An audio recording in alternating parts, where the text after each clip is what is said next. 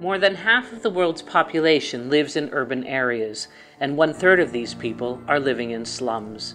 Generation after generation, people living in places like this are stuck in chronic poverty, without any proper safety nets to protect them from sinking deeper into destitution.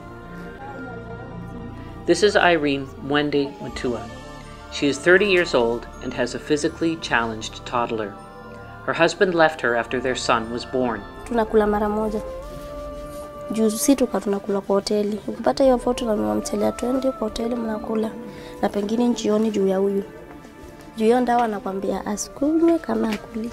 I think if we look at that, we see a vast lack of understanding that the urban context needs its own special approach. If you go by rural contexts, you cannot use the same thresholds and the same triggers for a response that you would in Marsabit as you do in Nairobi. There are 22,000 acutely malnourished children under 5 years of age in Nairobi alone. These people are the most vulnerable. If civil unrest, disease, or any other natural disaster should occur, these are the people who would find themselves at the front line of devastation.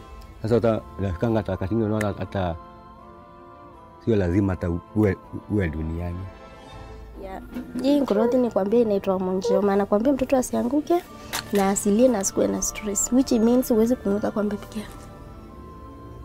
Through IDSU, Concern is meeting the challenge by developing and testing new indicators for food security, health, access to water and sanitation, and how households are negatively coping with stress.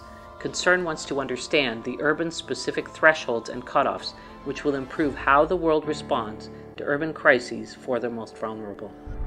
Sharing information with the community, I think we see a lot of progress there because people in the community can get access to the information that we're collecting from them and use it for their own benefits, to understand how more withdrawal of children from school during at a given time can be a negative for their community, or how insecurity might be rising in a community and how they might seek to address it. So Concern wants to bridge the gap between humanitarian and development aid by inviting other stakeholders to join hands in tackling urban emergencies so that the poorest and most in need families that are in actual crisis get all the support they need, regardless of the overall prevailing conditions. Thresholds to emergency situations need to be redefined by policymakers and stakeholders if lives are to be saved in urban areas like these.